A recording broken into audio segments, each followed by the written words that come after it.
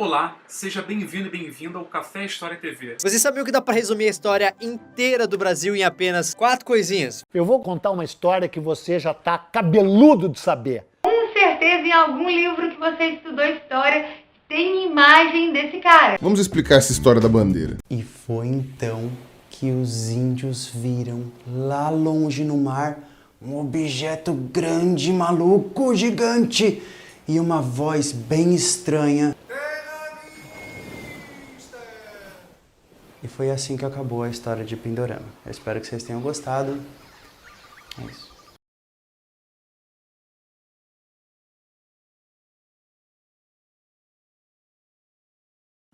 O evento, na verdade, ele surgiu a partir de uma ideia do Grupo Esteira da História, que é uma parceria da UFSC e da UDESC.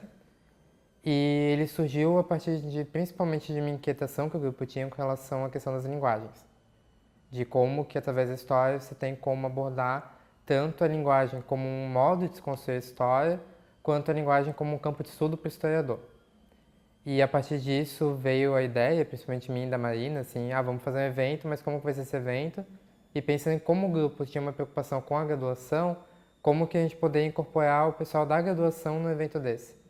E aí o Igor, na verdade, teve a ideia da gente fazer uma pequena jornada de um dia, em que nós reuníssemos professores das duas universidades, né? Professores que falariam um pouco sobre sua pesquisa, que abarcaria questões de narrativa histórica, que seriam narrativas históricas não convencionais, que não necessariamente seria apenas a escrita. Então, a questão da imagem, né? A questão da mídia, e a literatura também como fonte, não só como fonte, mas como uma forma de escrita, de temporalidade histórica, foi pensado. E então nós convidamos professores que nós achamos que seriam interessantes, estariam interessados em falar um pouco da sua pesquisa a respeito disso. Na segunda metade do século XX, a temática das linguagens tem crescido no campo da história. Principalmente se tu pensa a partir de autores como Hayden White e o Ginsburg, que vão ficar anos e anos e anos brigando, porque para o Hayden White a história é narrativa. Tanto que ele fala a meta-história, né? Que a história, na verdade, é uma narrativa que visa a produção de um sentido. E se você pensa o Ginsburg, ele vai falar que mesmo que seja narrativa, a história ela tem uma questão material, ela tem um compromisso com o real. Então, desde esse período, desde a segunda metade do século XX, a história tem parado para se preocupar com a questão das linguagens. Porque pensar a linguagem é pensar a própria disciplina. E no século XXI, pensar a linguagem é pensar não só a própria disciplina, mas a própria história do nosso século XXI. Porque nunca se falou tanto, nunca se comentou tantas coisas como hoje em dia. Você tem como compartilhar informações rapidamente, a gente vive mergulhado em um sistema onde, se você não está vendo TV, você está vendo alguma coisa no YouTube, ou você está inclusive vendo um vídeo no Facebook, que já tem uma plataforma própria de vídeo. E como você vai lidar com isso?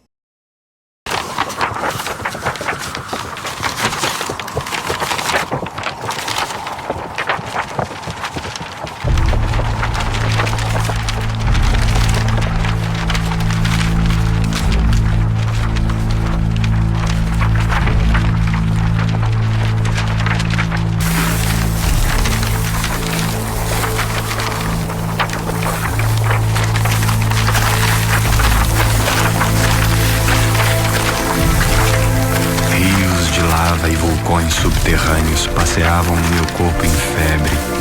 Para chegar à luz, é preciso estar em chamas.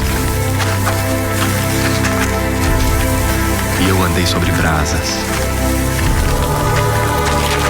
E de todos os livros, só tem um que pode me dar a verdade sobre todas as coisas. Associação Brasileira de Normas Técnicas. Um manual para eu ser uma pessoa melhor. Como, e somente como, um pensamento deve ser apresentado.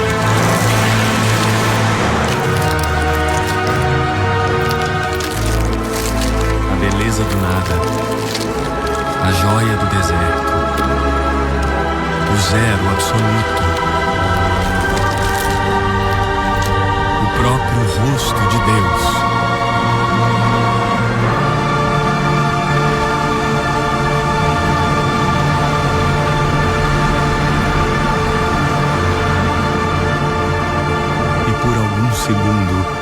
saí da sombra e experimentei o êxtase.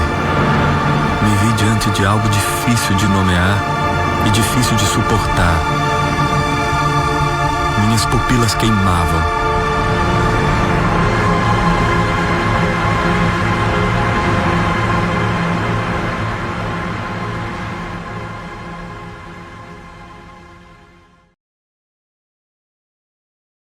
Mas a gente tem que começar a pensar para além do papel do texto. Só que nós não somos treinados para isso. Porque tu vai numa seleção de mestrado, doutorado, todo papelizado, digamos assim. O que eu não acho errado. Eu acho que a leitura é um instrumento importante, ainda mais no mundo que é que a gente não leia. A leitura e o tempo de leitura pode ser um instrumento de resistência a essa aceleração. Mas quem foi que disse, por exemplo, que nós não podemos aceitar defesas de doutorado, um documentário, uma música?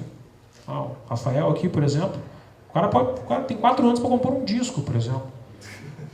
Eu adoraria se defender não, porque eu já não posso mais defender doutorado de novo. Não, mas eu adoraria orientar um trabalho assim. É uma roda de capoeira. O historiador tem muito o receio que se ele fizer, por exemplo, um documentário, como vocês estão fazendo, não vai valer, porque não vale no Lattes. Não tem uma seção no Lattes que vai pontuar isso para avaliação da CAPES. Só que, o quanto que um documentário tem acesso, mesmo que o documentário seja um gênero que geralmente a pessoa passa batida e não assiste, e o quanto que um artigo vai ter um acesso.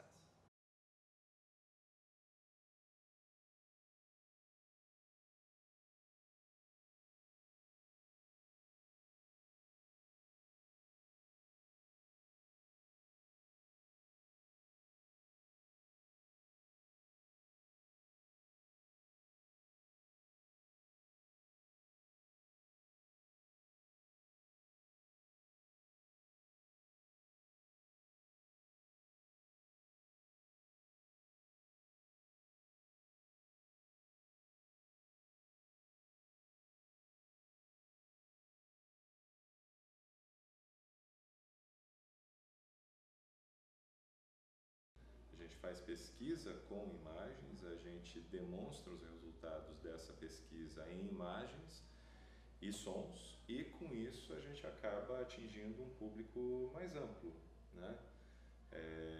Que não pararia para ler um artigo acadêmico que tem uma linguagem também que não creio que seja debatida suficientemente entre historiadores.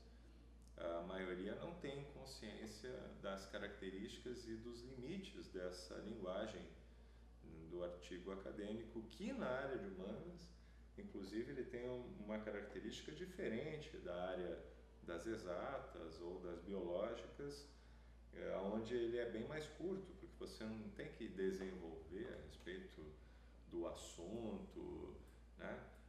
Construir o objeto através do texto e depois, e ao mesmo tempo, analisar esse objeto que você construiu no texto. Então, ele já tem um objeto construído, já tem os dados levantados, e em 5, 6 páginas eles desenvolvem um artigo. De maneira que a produção deles é mais rápida e mais enxuta do que a nossa. E dentro desse critério, se esse é o critério de avaliação de produção científica, eles sempre vão sair ganhando, porque dá muito mais trabalho produzir um artigo acadêmico, que, por outro lado, é muito menos acessado, mesmo por estudantes de história, mesmo por profissionais, né, em relação a outras mídias, né.